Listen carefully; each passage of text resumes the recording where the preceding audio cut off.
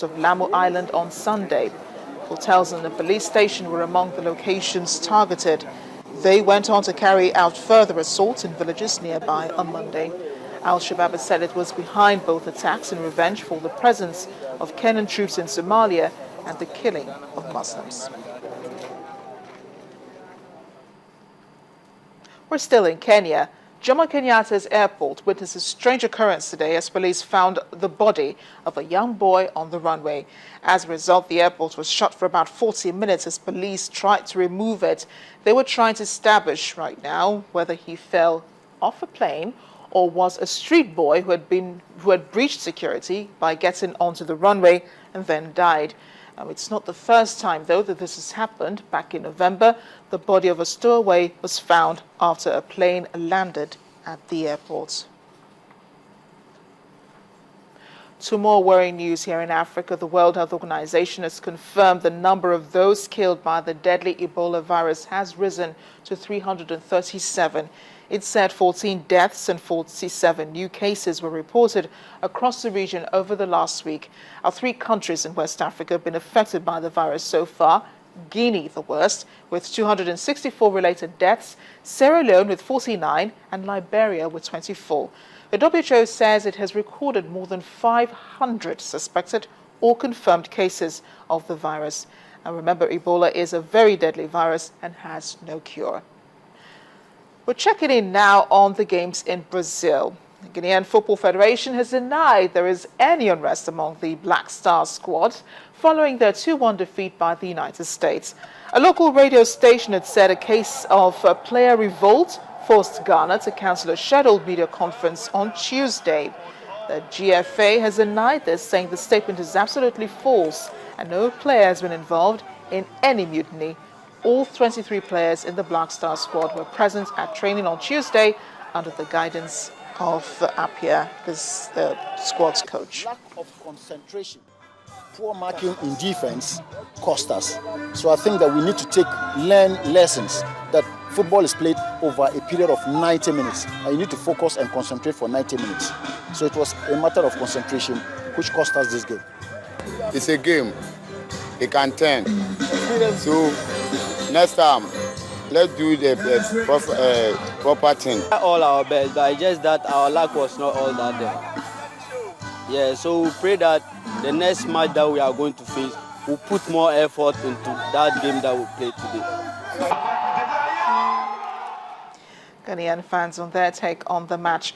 We'll take a break now. When we come back on The World Today, a singer sings through a surgery on her throat. Please join us again.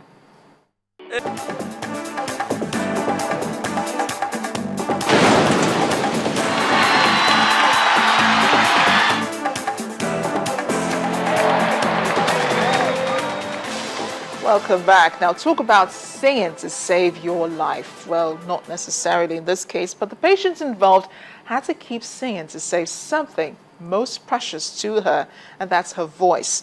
While doctors removed the tumor from her throat, Ghanaian singer Alama Kante kept singing to make sure her vocal cords were not affected. The patient in question is 31-year-old Kenyan singer Alama Kante, who specializes in traditional African songs. But she made history 2 months ago when she underwent hypnosis on the advice of surgeons as they operated on her. The procedure in peril to remove her thyroid gland, whose cells had become enlarged and thus a cancer risk, was unorthodox. The operation is usually conducted under anesthetic with a tube down the throat. I met with the anesthetist to know how it would go, all of that, and they called me afterwards to say, no, we're not going to do it because you have a professional job with your vocal cords.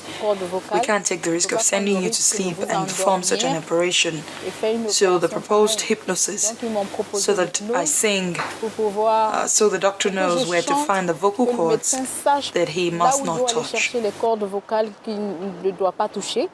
Recognizing that any damage to her vocal cords and important nerves by the tube and during the tumor extraction itself could truncate Kante's singing range, Dr. Giles Denard opted for medical hypnosis to allow the patient to remain awake and able to respond during the procedure. Denard, head of anesthesiology at the Henri Mondor de Courtel Hospital outside Paris, has been perfecting the technique of medical hypnosis for 2 years.